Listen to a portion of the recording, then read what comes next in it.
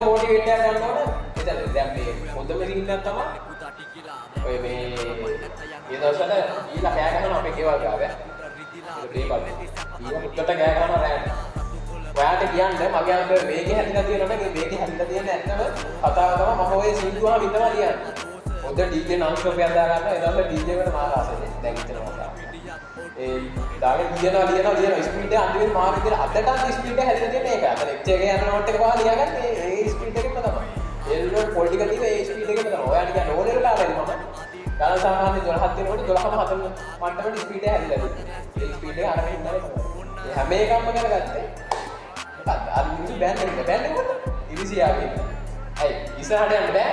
මට තරම්වත් මිනිස්සු මොනවද බෑන්නේ කියලා. අපි ඒවා ඉතින් සැලෙන්න හොදන්නේ. හරි. අපි හැම දෙයක්ම සාර්ථක වෙන්න හිතන්න. දැන් ඔයාලට බයින මිනිස්සු ඔයා කියන දේවල් ඔයා හරි විදියට හිතන්න. ආ උන්ට මම මේක කරලා පෙන්නනවා.